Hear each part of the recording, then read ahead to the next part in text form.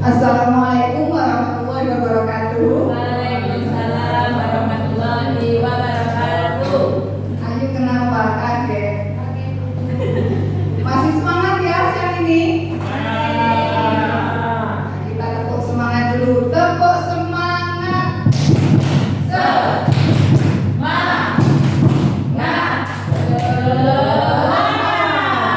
Terima kasih anak-anak. Sebelum kita mulai kegiatan pembelajaran hari ini, kita berdoa dulu. Untuk ketua kelas, Mas Fajar, monggo dipimpin doanya. Sebelum kita mulai pelajaran, mari kita berdoa. Doa mulai. Selesai.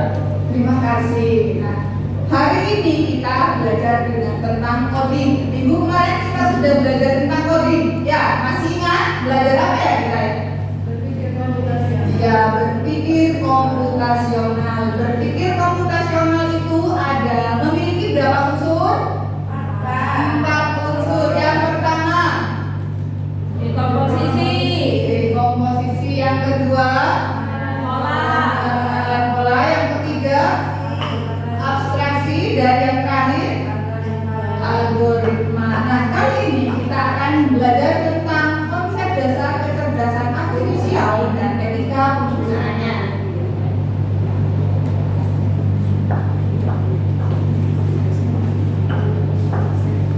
Siapa yang sering nonton YouTube di rumah?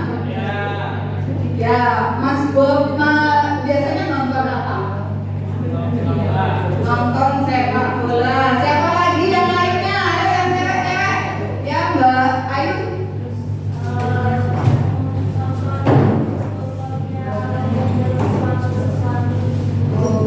Buat kerak-kerak itu ya. Ya, bagus. Yang lainnya ada lagi? Apa Mas Davis? Apa? Sido Ilahi. Wah, sinetron banget. Nah, ketika kalian sering nonton itu, kemarin nonton itu, hari ini pengen nonton apa ya? Apa biasanya tampilan yang awal muncul? Ya biasanya kalau Mas Davis suka nonton video Ilahi, tampilan yang muncul setelah kita membuka YouTube biasanya film-film Ridho Ilahi, ya kan? Kemudian tujuan pembelajaran hari ini, peserta didik akan memahami konsep kecerdasan artifisial tingkat pradasar. Peserta didik yang kedua, peserta didik bisa menjelaskan cara kerja kecerdasan artifisial tingkat pradasar. Yang ketiga, peserta didik bisa mengidentifikasikan manfaat dan dampak KA dalam kehidupan sehari-hari. Yang keempat, peserta didik bisa menunjukkan sikap etis dalam menggunakan KA.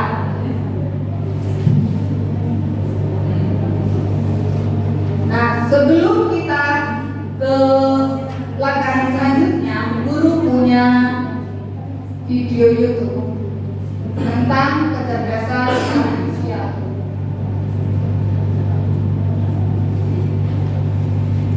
Nah, ini siapa yang suka nonton sepak bola tadi?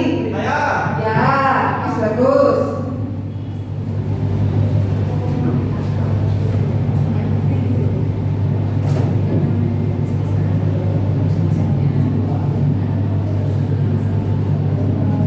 Nah, ini kode-kodenya ya.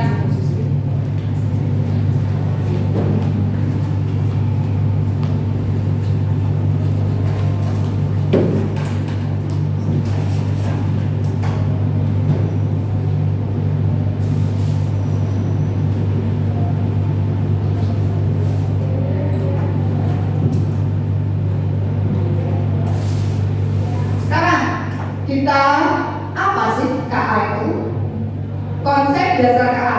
KA merujuk pada sistem yang memungkinkan komputer belajar dari data, mengenai pola, serta membuat prediksi atau keputusan secara mandiri. Misalnya dalam aplikasi sehari-hari, algoritma KA pada platform media sosial bisa menganalisis kebiasaan pengguna dan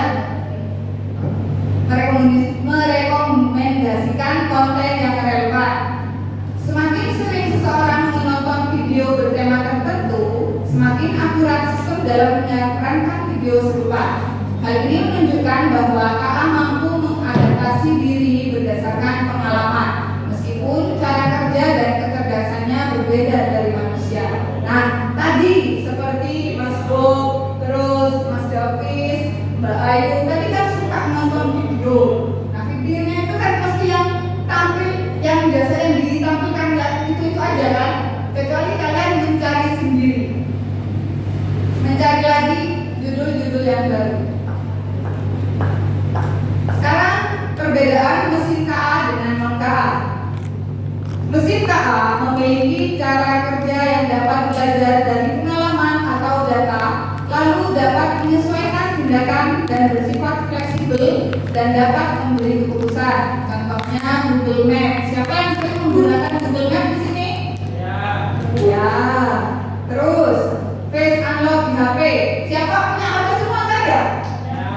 Adakah yang dikunci pakai HP? Mungkin ada rahasia di HP-nya? Biometrik biasanya ya.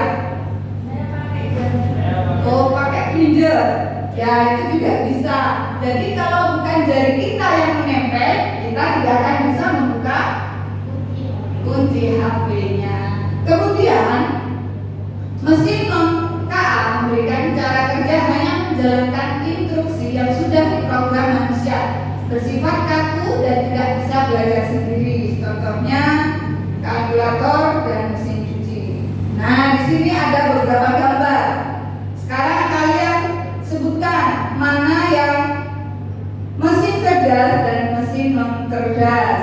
Spotify termasuk ke cerdas. Mobile Legend. Siapa yang suka main Mobile Legend di sini? Angga suka bermain Mobile Legend. Termasuk mesin cerdas apa tidak itu Angga? Iya, sepertinya. Kemudian di sini ada mesin cuci. Masuk mesin cerdas apa tidak? Ya, karena harus diprogram dulu ya, harus dipencet dulu. Kalkulator? Tidak. Tidak. Itu? Ya. Lampu pijat? Tidak.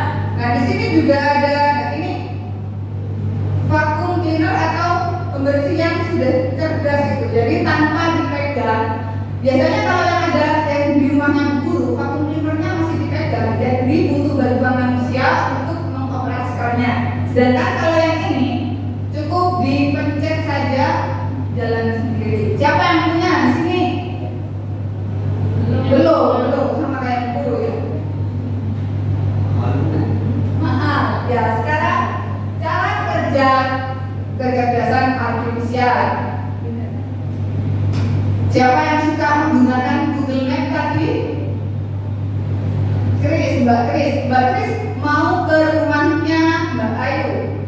Kebetulan Mbak Kris nggak tahu rumahnya Ayu di mana. Ternyata sama Ayu cuma dikasih jalannya saja, jalan ini. Apa yang Mbak Kris lakukan?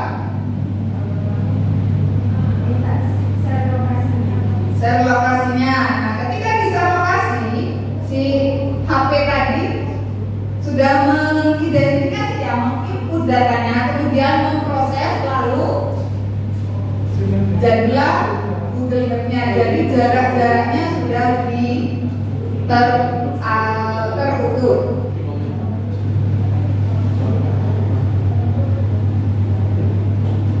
Sebelum ini kita kerjakan dulu LPD-nya ya, agar lebih paham kalian.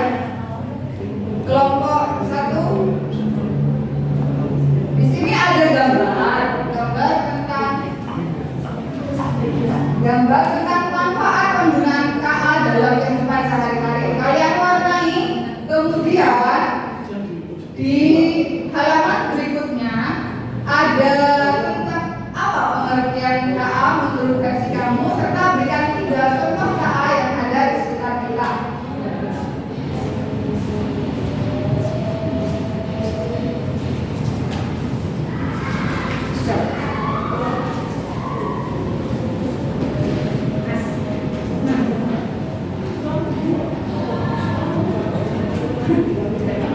Guru kasih waktu 5 menit saja ya.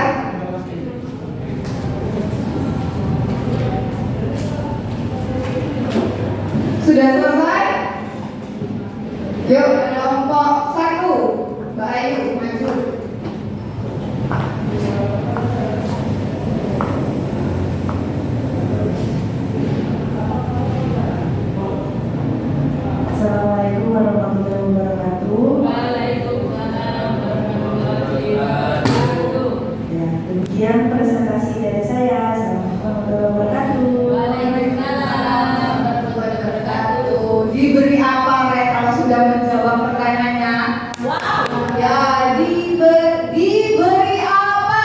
Diberi B, beri O, beri W. Wow, keren. Wow, wow, keren. Wow, keren. Wow, wow, keren. Terima kasih Mbak Ayu. Sekarang ada yang mau maju lagi? Kelompok 2. Mas Angga.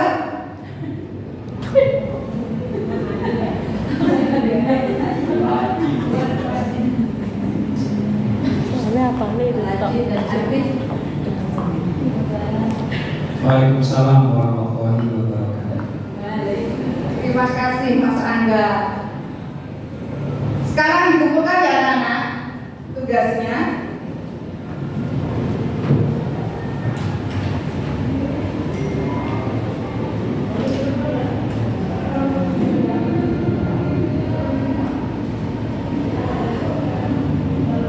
Prinsip etika dalam penggunaan KA. Jadi ketika kita menggunakan AI atau KA, kita harus memenuhi 4 prinsip ini. Yang pertama, transparansi, harus transparan, harus terbuka. Yang kedua, keadilan. Keadilan tidak boleh memihak satu sama lain. Contoh, Wiji karena sokikan sama kita, akhirnya dia tidak berlaku adil pada Ayu. Apakah boleh seperti itu? Tidak boleh. Atau seperti Davis tadi, adil nggak ketika gambar temannya dijadikan stiker? Tidak boleh ya. Yang ketiga, privasi. Jadi ketika kita memberikan data-data, jangan langsung semua data kita diberikan. Harus ada privasi. Takutnya dijadikan pinjaman online. Ya, siapa yang suka pinjol di sini? Tidak boleh ya, masih kecil-kecil. Yang terakhir adalah akuntabilitas. Nah, dari kegiatan pembelajaran hari ini, adakah yang mau bertanya? Ya, sudah bisa ya? Sudah paham ya?